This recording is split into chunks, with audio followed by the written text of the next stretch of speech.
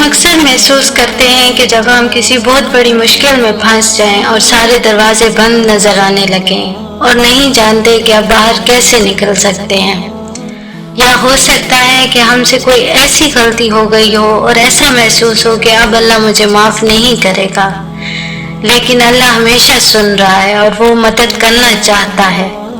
آپ صلی اللہ علیہ وآلہ وسلم نے فرمایا، اللہ کے حکم کو دعا کے سوا کوئی چیز نہیں بدل سکتی۔ جب ہم دعا کرتے ہیں تو ہم صرف الفاظ نہیں پڑھ رہے ہوتے، ہم رحمان کے ساتھ گفتگو کر رہے ہوتے ہیں۔ آپ اسے اپنے گہرے خوف، اپنی سب سے بڑی پریشانیوں اور اپنے کیے گئے گناہ پر شرمندگی کے بارے میں بتاتے ہیں، اور وہ ہمیشہ سنتا ہے اور ہماری توبہ کا انتظار کرتا ہے۔ اب سوال یہ پیدا ہوتا ہے کہ دعا ہمارے لیے کیا کر سکتی ہے۔ اس کے لیے میں آپ کو حضرت موسیٰ علیہ السلام کا ایک واقعہ سناتی ہوں۔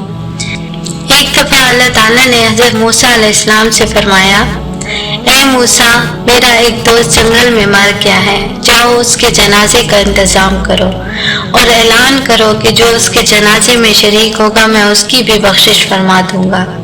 جب لوگوں نے آ کر دیکھا تو کہا، موسیٰ، یہ تو وہی لڑکا ہے جس کو ہم نے شہر سے اس کے گناہوں کی نحوست کی وجہ سے نکالا تھا۔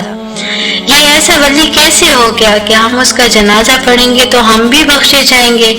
تو موسیٰ نے اللہ سے پوچھا، یا اللہ، تیرے بندے تو یہ کہہ رہے ہیں کہ یہ تو بہت برا انسان تھا، تو کہہ رہا ہے یہ میرا دوست ہے۔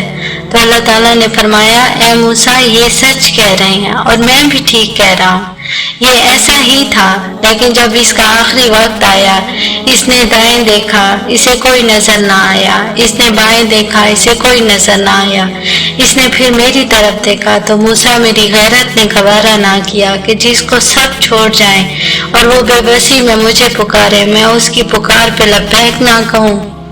اے موسیٰ، اس نے تو صرف اپنی بخشش مانگی ہے، اگر یہ آج پوری امت کی بخشش مانگتا تو میں ان کو بھی بخش دیتا۔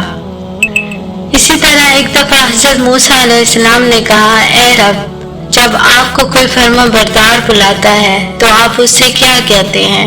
ارشاد ہوا، میں کہتا ہوں لبیک۔ پھر انہوں نے پوچھا، جب زاہد کہتا ہے تب کیا فرماتے ہیں؟ ارشاد ہوا، میں کہتا ہوں لبیک۔ انہوں نے کہا، جب روزے دار کہتا ہے؟ ارشاد ہوا، میں کہتا ہوں لبیک۔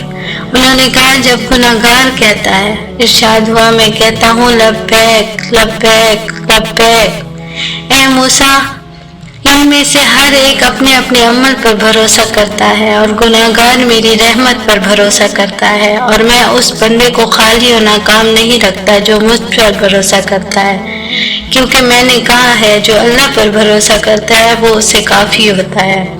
نبی کریم صلی اللہ علیہ وآلہ وسلم نے فرمایا، بے شک اللہ اور اس کے فرشتے ان لوگوں پر رحمت بھیجتے ہیں جو اپنے گناہوں کا اعتراف کر لیتے ہیں۔ دعا صرف ایک رسم نہیں ہے، یہ آپ کے خالق کے ساتھ دلی تعلق ہے۔ لہذا گناہ ہو گیا تو اللہ کے پاس آ جائیں، شرمندہ نہ ہو، اللہ سے اس طرح بات کریں جیسے آپ کسی قریبی دوست سے کرتے ہیں۔ وہ آپ سے سننے کا انتظار کر رہا ہے۔ دعا کرتے رہیں اور امید کبھی نہ چھوڑیں، اللہ کی رحمت ہمیشہ ہمارے ساتھ رہتی ہے۔ اللہ یہ بھی فرماتا ہے، اور اللہ مومنوں کے ساتھ ہے۔ یہ آیت اس بات کی یاد دہانی ہے کہ ہم اپنی جدوجہد میں کبھی تنہا نہیں ہوتے، اللہ ہمیشہ ہمارے ساتھ ہوتا ہے، ہماری رہنمائی کرتا ہے، ہمارے ساتھ دیتا ہے۔ اب جب ہم نے معافی مانگنے کی اہمیت پر بات کی ہے تو حدیث میں ایک طاقتور دعا حضور صلی اللہ علیہ وآلہ وسلم نے سکھائی ہے۔ یہ دعا عاجزی، شکر گزاری اور خلوص کا ایک خوبصورت اظہار ہے۔